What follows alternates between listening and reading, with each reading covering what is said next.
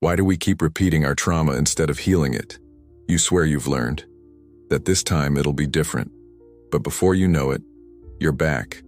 Same place, same pain, same person. Why? Maybe the answer lies in the quietest part of the mind. The unconscious doesn't seek safety, it seeks familiarity. And if your childhood hurt, then love will hurt too. You return to the one who breaks you, because your brain learned to call that home. You're not stupid, you're not weak. You reprogram to find comfort in what is familiar, even if it is pain. And the more it repeats, the harder it is to see. You start to think you are the problem, but you're not. It's the script you never questioned. This isn't about masochism, it's about emotional survival. Your system learned it's better to hurt with someone than bleed alone. But there comes a moment when even the trauma must be buried, and you'll have to choose. Keep loving what breaks you, or finally heal what's still in pieces. You weren't born loving pain. Someone taught you, without words, through absence, through rejection disguised as care, through conditional love masked as protection. From a young age, you learned you'd only be loved if you were good, if you pleased, if you stayed quiet, if you hid your emotions to keep the peace. School reinforced the pattern. Don't think too much. Obey. Follow the rules. Sit still. Get good grades. Speak only when spoken to. Don't question. Then came the media. Be desirable. Be perfect. Own something, or you're nothing. If you don't perform, you'll be forgotten. We grow up believing love must be earned, that only those who sacrifice are worthy of being chosen. So we normalize emotional abuse. We call destiny what is simply unconscious repetition. Our relationships become mirrors of our wounds. Neediness becomes attachment. Fear becomes attraction. Emptiness becomes affection. And trauma becomes identity. And when someone tries to love us in peace, we say there's no spark, because we're addicted to the pain we recognize. What you call personal taste may just be disguised trauma. Who you think you love might be your shadow begging to be seen. Carl Jung said the shadow is everything we deny in ourselves, but it doesn't disappear. It hides in the places we search for love the most, in our relationships, in our choices, in what we tolerate. Have you noticed the pattern? Attraction to unavailable people, attachment to those who belittle you, fascination with those who reject you. That's the shadow at work. Alongside it, the archetypes, the victim, the savior, the inner tyrant. We keep trying to prove we're worthy of what we were simply meant to be. We shapeshift to please. We self-sabotage to keep suffering. We confuse ourselves with the masks we wear. And the cruelest part? When we get close to healing, the ego resists. Pain feels familiar, but healthy love feels foreign. That's why sometimes you run from those who respect you and chase those who destroy you, because pain became your compass. You don't really want to be seen. You want someone to validate your wound, to say with their silence, you deserve this pain. And that is the echo of the child who was never loved. There comes a moment when the cycle becomes exhausting.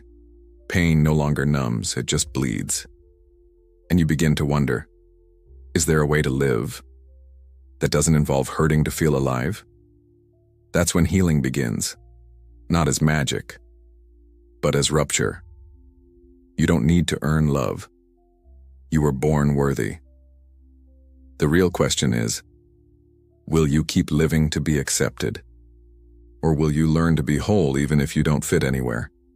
True purpose doesn't shout. It doesn't seek approval. It doesn't perform. Real purpose is the quiet knowing that rises when you stop begging for love and start offering yourself presence. Healing hurts because it demands that you stop running.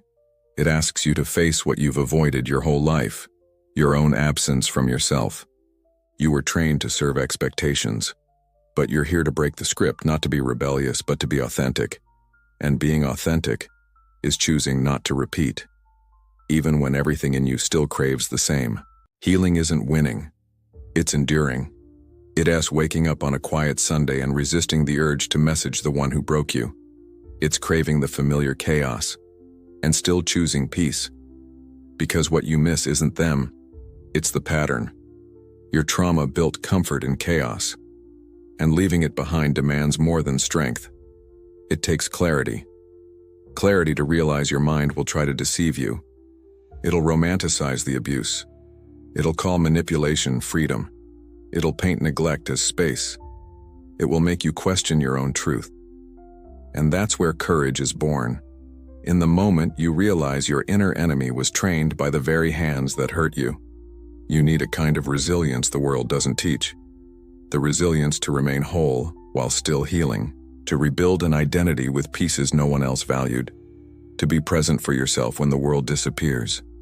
This resilience is invisible. It won't make a headline. It won't trend. But it holds you. It anchors you when everything collapses.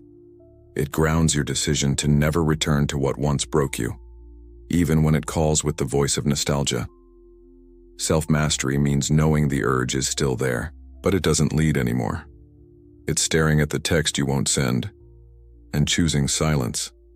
It's having the urge to beg and breathing through it. It's breaking down without giving in. Real strength isn't loud. It's the calm in the storm. It's choosing your integrity over your impulse. It's being the first in your bloodline to say, "This ends with me." The world doesn't want you to think.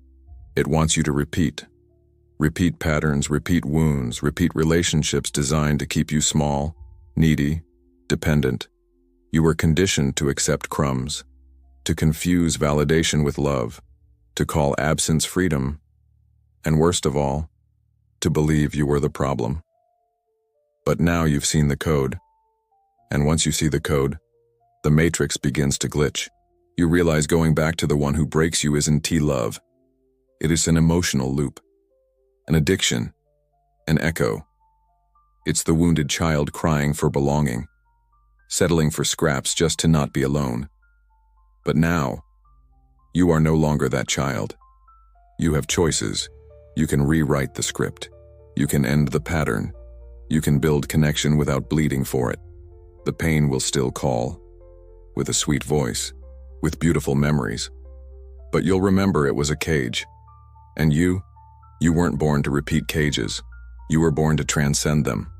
So write in the comments, "I see beyond the veil," not as someone who knows it all, but as someone who's done repeating, and that choice changes everything.